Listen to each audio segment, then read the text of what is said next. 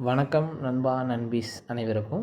நம்ம இந்த வீடியோவில் எதை பற்றி பார்க்க போகிறோம் அப்படின்னா, மெட்ராஸ் ஹைகோர்ட் ரெக்யூர்மெண்ட்டில் வந்துட்டு எப்போ சார் ரிசல்ட் வரும், அந்த ஓஏ மசால்ஜி அதெல்லாமே எழுதியிருப்பாங்க.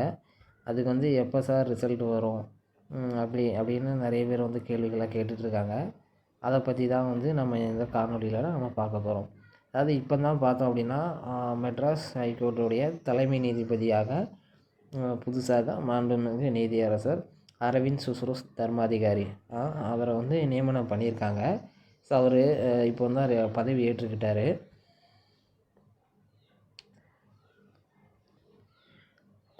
இப்போது இந்த ஏற்கனவே நம்ம கடந்த வீடியோவில் சொல்லியிருக்கோம், ஏப்ரல் மே மாதங்களில் தான் வந்து நீதிமன்றத்தில் எல்லாத்துக்குமே பணி உயர்வு, பணி மாறுதல்கள் இதெல்லாமே வழங்கப்படும் அப்படின்னு சொல்லியிருந்தோம்.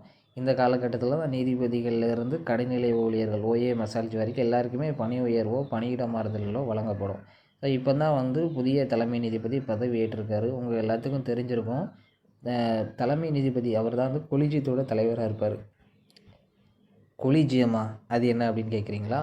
கொலிஜியம் அப்படிங்கிறது ஒவ்வொரு உயர் நீதிமன்றத்துலேயும் ஒரு கொலிஜியம் இருக்கும், உச்ச நீதிமன்றத்தில் ஒரு கொலிஜியம் இருக்கும். இந்த கொலிஜியம் குழுவோட தலைவர் யார் அப்படின்னா, அந்த நீதிமன்றம், அதாவது ஹைகோர்ட்டாக இருந்துச்சுன்னா ஹைகோர்ட்டோட தலைமை நீதிபதி, சுப்ரீம் கோர்ட்டாக இருந்தால் சுப்ரீம் கோர்ட்டோட தலைமை நீதிபதி, அவரை வந்து கொலிஜியத்துடைய தலைவராக இருப்பார். அவங்களுக்கு கீழே மூத்த நீதிபதிகள் சில பேர் இருப்பாங்க.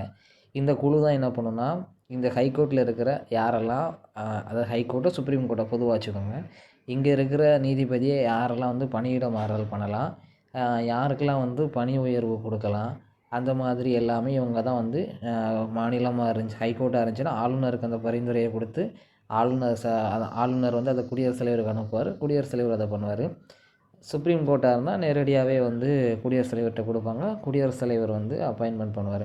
ஸோ அப்போ இப்போ தான் வந்து நம்மளுக்கு வந்து சென்னை உயர்நீதிமன்றத்துடைய தலைமை நீதிபதியாக திரு அரவிந்த் சுஸ்ருத் தர்மாதிகாரி அந்த நீதியரசரை வந்து நியமிச்சிருக்காங்க. இவர் வந்து வந்துட்டார். இப்போ இவர் தான் வந்து மெட்ராஸ் ஹைகோர்ட்டில் இருக்கக்கூடிய கொலிஜியத்தோட தலைவர்.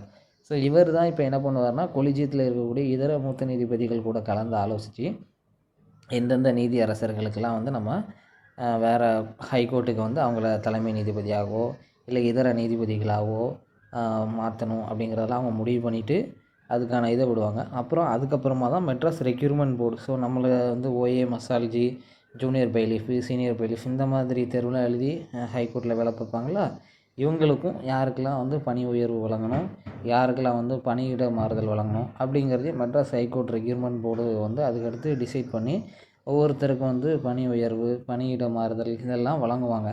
அப்போ புதுசாக வந்து இப்போ நம்ம எக்ஸாம் எழுதிட்டு வெயிட் பண்ணுற கேண்டிடேட், அதாவது அந்த ஓஏ மசால்ஜி ஏற்கனவே ஸ்கில் டெஸ்ட்டு, அப்புறம் வந்து நேர்காணல் எல்லாம் முடிச்சுட்டு இப்போ வெயிட்டிங்கில் இருக்கிறவங்களும் சரி தான், நோட்டிஃபிகேஷன் நம்பர் 72 73 வந்து ஸ்கில் டெஸ்ட்டுக்காக வெயிட் பண்ணிகிட்டு இருந்த நபராக இருந்தாலும் சரி தான், அவங்க 2 பேருக்குமே அப்டேட் வந்து இனிமேல் தான் வரும். அவங்களுக்கு வந்து அந்த டிஸ்ட்ரிக்ட் கோர்ட்டுக்கு வந்து ஃபைனல் ரிசல்ட் அவங்களுக்கு கட் ஆஃப் ரிலீஸ் பண்ணிவிட்டு அவங்களுக்கு வந்து அடுத்து போஸ்டிங் மட்டும் தான் போட வேண்டியிருக்கும்.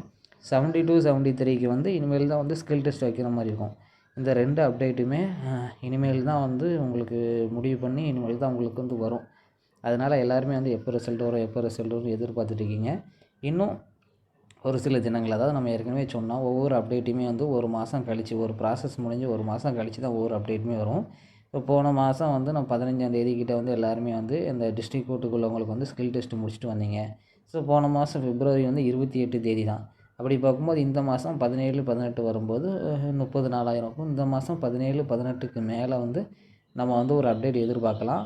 அப்படி அப்டேட் வந்ததுக்கு பிறகு உங்களுக்கு விரைவில் வந்து செலெக்ஷன் லிஸ்ட்டோ அல்லது கட் ஆஃபோ இல்லை அந்த நேர்காணலுக்கான மார்க் இந்த மாதிரி ஏதோ ஒரு அப்டேட் வந்து கண்டிப்பாக உங்களுக்கு இந்த மாதம் 15க்கு பிறகு 17 18 தேதிகள் அதில் வந்து நம்ம எதிர்பார்க்கலாம். அதே மாதிரி தான் 72 73க்கும் இந்த மாதம் வந்து அப்டேட் இருக்குது. அவங்களுக்கு டிஸ்ட்ரிக்ட் கோர்ட் வேக்கன்சி முடிஞ்சதுக்கு பிறகு அதுக்கப்புறம் அவங்களுக்கு வேறு எதுவுமே பெண்டிங் இல்லை. அப்புறம் 72 73க்கான அந்த ஸ்கில் டெஸ்ட் நடத்த வேண்டிய வேலை மட்டும்தான் வந்து ரெக்யூர்மெண்ட் போர்டுக்கு வந்து பெண்டிங் இருக்கும். வேறு இது வரைக்கும் அவங்க கொடுத்த எல்லா நோட்டிஃபிகேஷனுக்கான ப்ராசஸுமே வந்து அவங்க வந்து முடிச்சிட்டாங்க. இது வரைக்கும் அவங்க நோட்டிஃபிகேஷனில் கொடுத்த எல்லா ப்ராசஸுமே முடிச்சிட்டாங்க. இந்த டிஸ்ட்ரிக்ட் கோர்ட்டில் உள்ள ஓஏ மசால்ஜிக்குள்ள ஃபைனல் லிஸ்ட் விடணும். அதுபோக 72 73க்கு வந்து ஸ்கில் டெஸ்ட் வச்சு அவங்களுக்கு செலெக்ஷன் லிஸ்ட் ஒன்று, இந்த 2 வேலை தான் பெண்டிங் இருக்குது.